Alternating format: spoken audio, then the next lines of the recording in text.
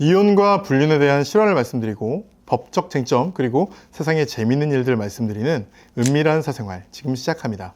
저는 변호사 박기태입니다.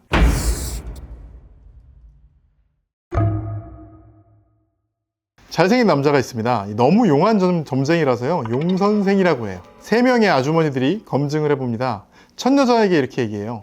돈을 잘 번다 이렇게 얘기를 하는데 아이고 이게 뭐 하나도 안 용하네, 이 사람 돈 하나도 없어, 보기만 이래, 이렇게 얘기를 하니까 굉장히 여유있게 웃으면서 돈을 잘 벌긴 하지만 모집 못하시네요, 투자에 영 젬병이시네요, 이렇게 얘기를 하니까 어떻게 알았어? 맞네 이런 소리를 듣습니다. 두 번째 여자에게는 남편이 철이 없다는 얘기를 하고, 또 세 번째 여자에게는 좀 풀고 살아라, 뭐 그렇게 닫혀있어, 이렇게 얘기를 합니다.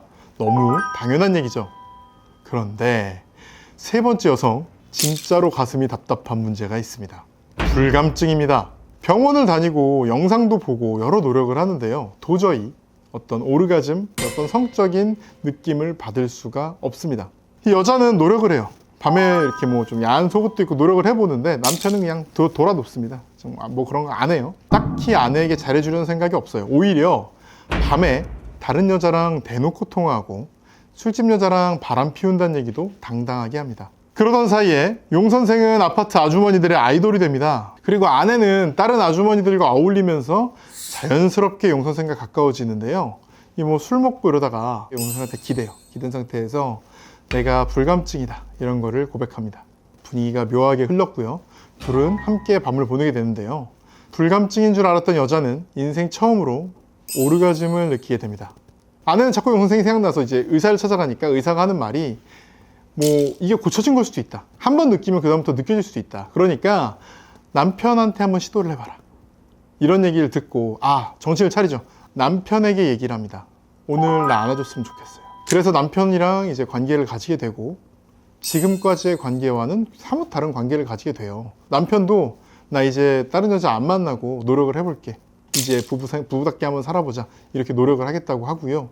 아내와 남편 관계가 이렇게 너무 좋아집니다. 실수긴 한데 어떻게 보면 바람 한번 펴서 오히려 부부관계가 너무 좋아지고 고질병이 치료되고, 야, 용 선생님 너무 용하다 이렇게 볼 수 있는 걸까요? 당연히 그럴 리가 없죠. 아파트 아주머니들은 용 선생 점을 믿고 부동산 투자를 해요. 이번 투자를 하면 잘 될 거예요, 이런 얘기를 듣고 이제 투자를 했는데 이게 알고 보니까 사기였어요. 그래서 투자한 아주머니들의 남편들이 와서 점쟁이와 아주머니 관계를 막 의심을 한 거예요. 아주머니들이 난 아니야, 얘야, 이런 식으로 아내와의 관계를 이야기해 버립니다. 그리고 남편은 용 선생과 아내가 그런 적이 있는 걸 알고 바로 이혼 청구를 하게 됩니다. 조정장에서 조정위원이 얘기하죠. 아니 남편 너 외도는 당연하면서 아내가 한 번 실수했다고 그걸로 이혼하자니 너무한 거 아니야?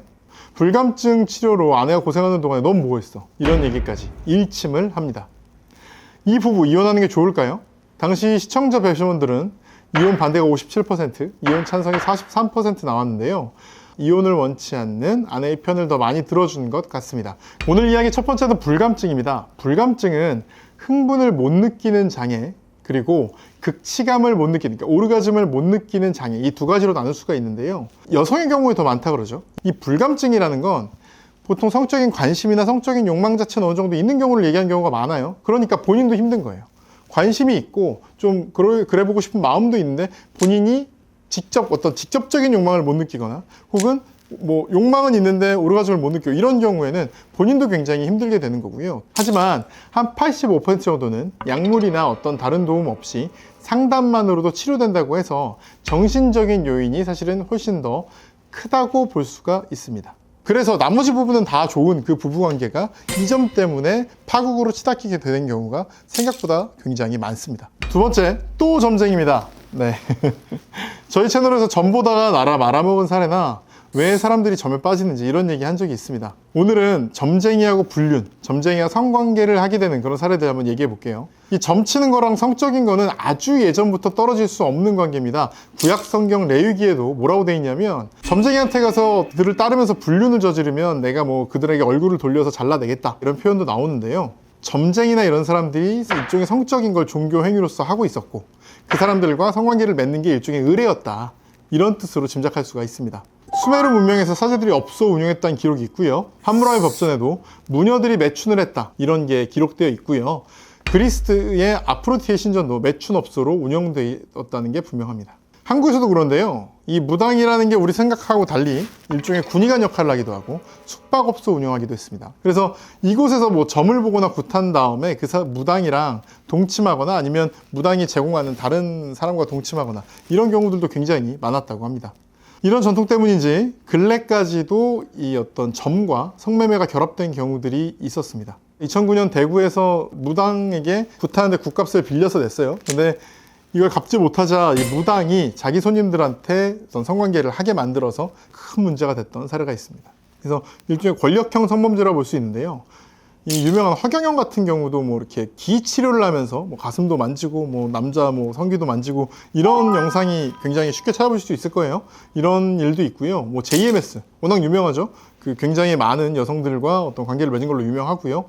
그 외에도 신적인 힘을 바탕으로 성관계 요구하는 사례들 굉장히 많습니다. 근래 무속인 중에 누가 제일 핫하냐 조사하시면 아마 1위가 천공스승 나올 텐데요.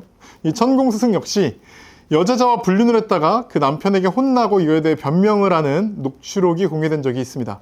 그 본질은 사실 사이비 종교나 뭐 크게 다르지가 않습니다. 무당, 종교가 결합된 성적 문제는 결과가 좋을 수가 없습니다. 그래서 이번 사례는 사실 그나마 좀 나은 사례라고도 볼 수가 있어요. 이 아내가 사실은 굉장히 똑바른 사람이라 그나마 이렇게 넘어갔던 건데 사실은 되게 높은 경우에는 이렇게 해결됐겠죠. 계속 이 점쟁이와 성관계를 맺게 되는 경우라든가 아니면 점쟁이가 이 사실을 알고 이걸 토대로 막 협박을 하는 경우라든가 이런 식으로 이 극이 흘러갔을 가능성이 생각보다 굉장히 높습니다. 굉장히 위험하다는 거 꼭 알아두셨으면 좋겠습니다. 오늘 이 부부 이혼하는 게 좋을지 아니면 안 좋을지 그 여러분의 생각을 댓글로 남겨주세요.